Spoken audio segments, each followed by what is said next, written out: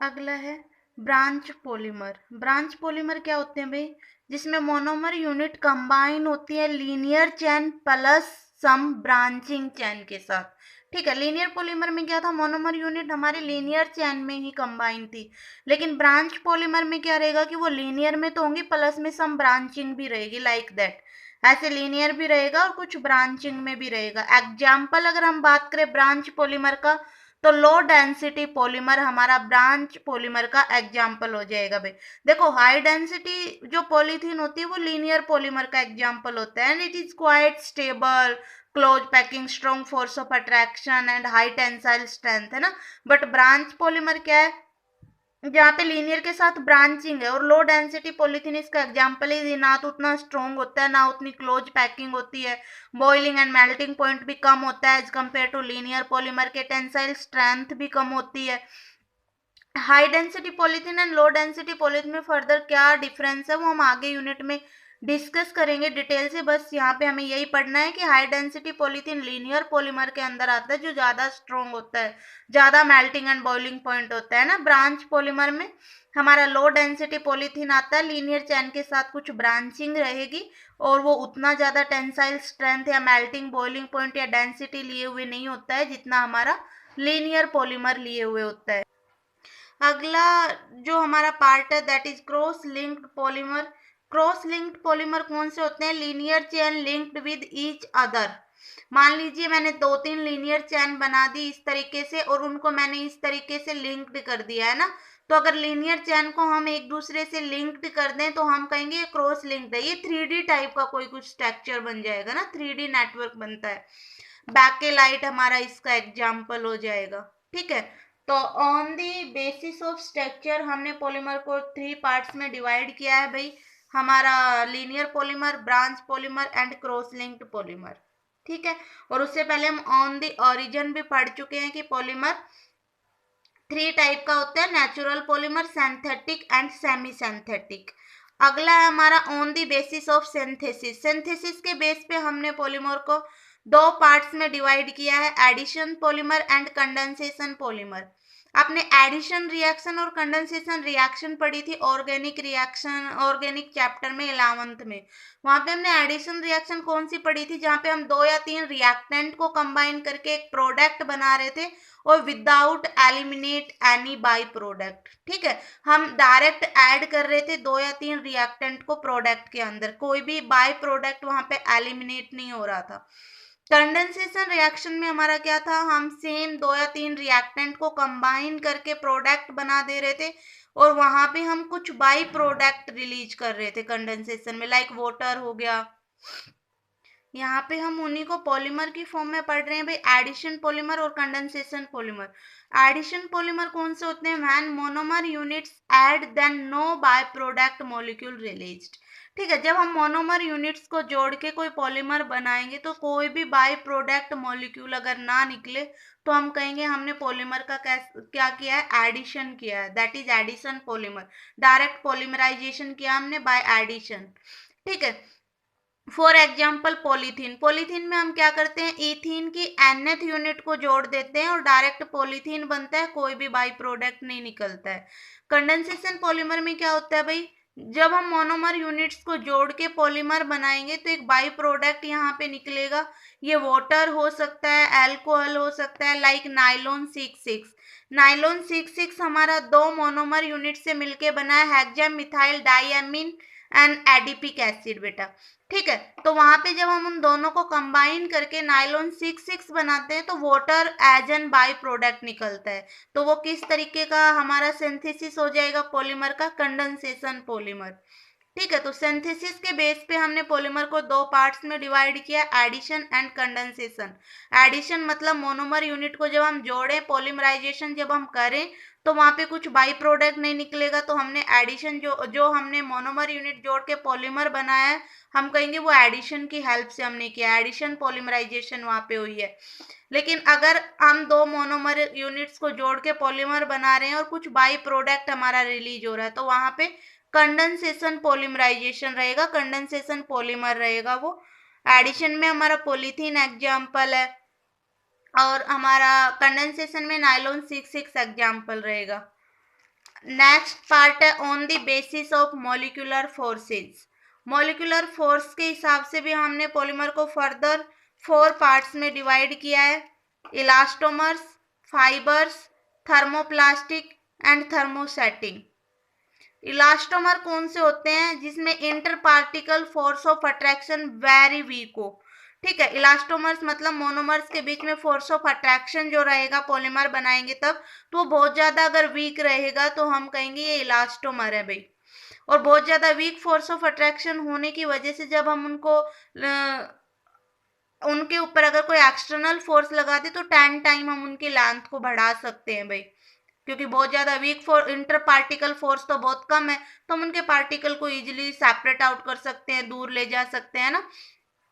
Like रबड़ जो हमारा होता है इजीली हम उसको ब्रेक डाउन भी कर सकते हैं, और काफी मान लीजिए हम उसको स्क्रैच खींचेंगे तो उसकी लेंथ को 10 टाइम्स या इतना कुछ बढ़ा सकते हैं, और जब हम उस फोर्स को हटा देंगे जो एक्सटर्नल हमने लगाया है तो वापस अपनी ओरिजिनल शेप में भी आ जाता है। और अगर फोर्स ऑफ अट्रैक्शन आपने बहुत ज्यादा हाई लगा दिया तो वो ब्रेक भी हो जाएगा। ठीक है, तो इलास्टोमर वो होते हैं जहाँ पे inter particle force of attraction क्या होता है, बहुत ज्यादा वीक होता है।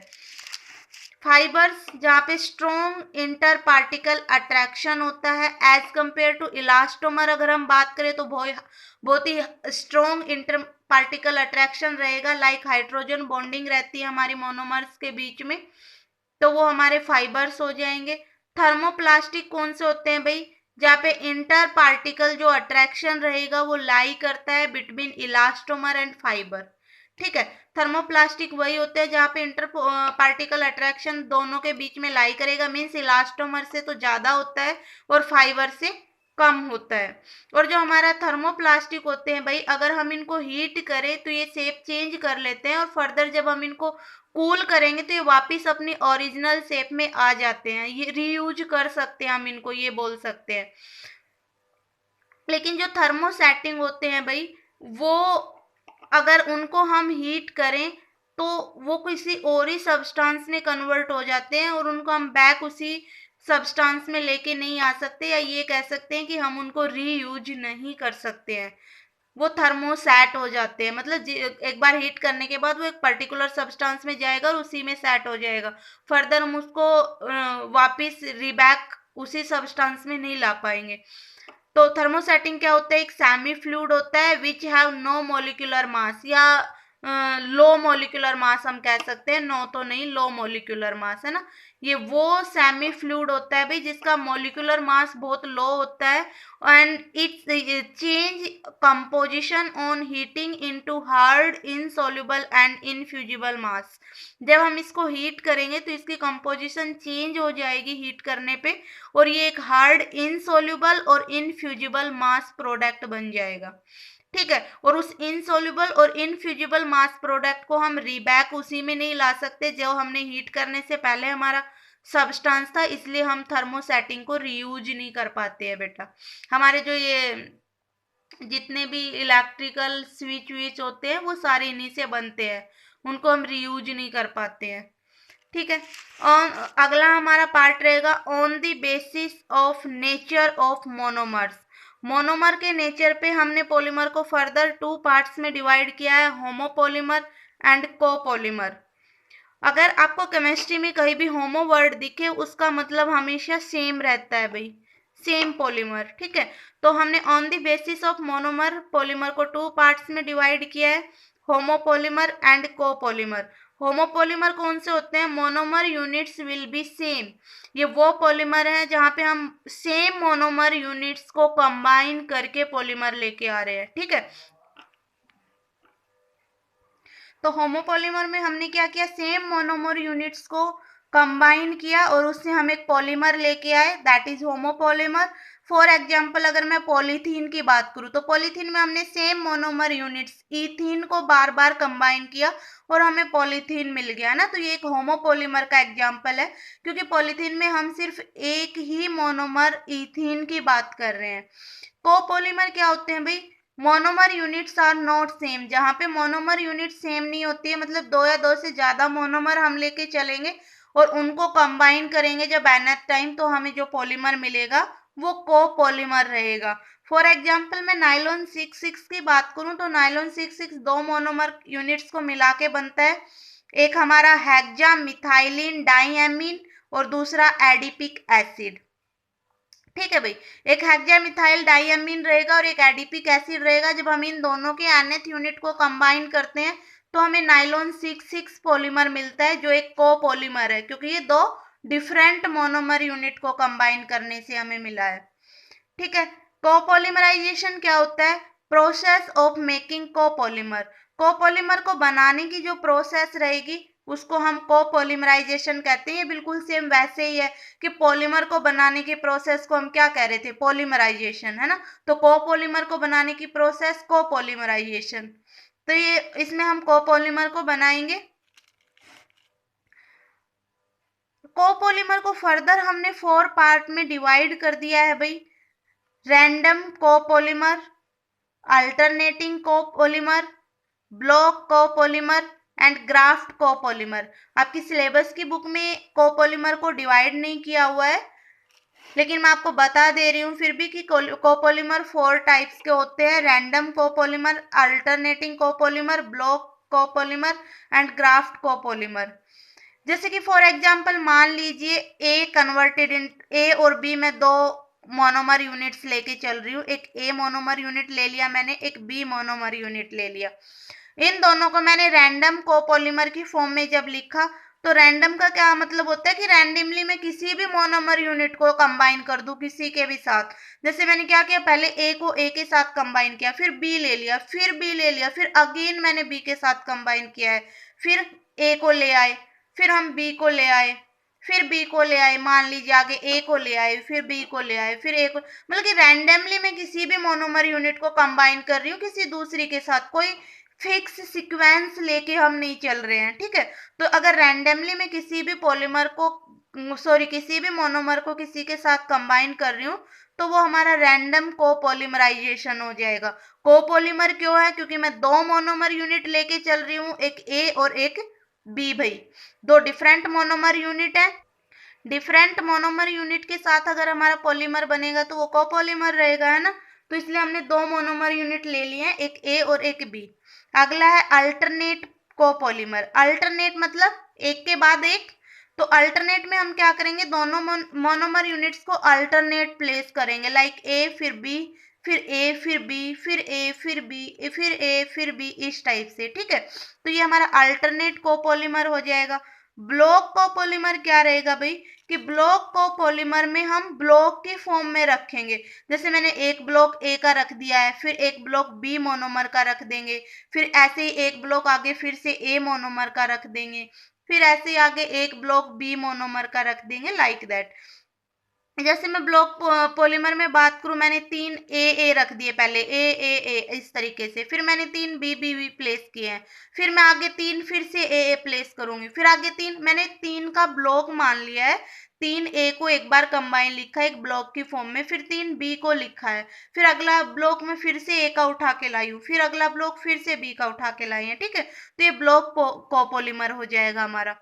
अगला है ग्राफ्ट कोपॉलीमर। ग्राफ्ट कोपॉलीमर में क्या रहेगा कि एक मोनोमर को तो हम चेन की फॉर्म में कर देंगे और जो दूसरा मोनोमर हमारा रहेगा उसको हम ब्रांचिंग में लिखेंगे। ये लाइक ब्रांचिंग पॉलीमर की तरह ही रहता है कि एक लीनियर रहेगा और कुछ हमारी ब्रांचिंग रहेंगी।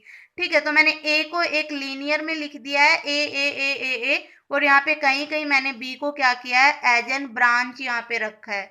ठीक है भाई, तो हमने आज के लेक्चर में पॉलीमर, मोनोमर, पॉलीमराइजेशन, मैक्रोमोलिक्यूल और degree of polymerization, plasticizers, biopolymer, biodegradable पढ़ा है। उसके अलावा हमने क्लासिफिकेशन पढ़ी पॉलीमर की on the basis of origin. हमने 3 पार्ट्स में डिवाइड किया, natural, synthetic, semi synthetic. On the basis of structure हमने 3 पार्ट्स में डिवाइड किया, linear, branch and cross link.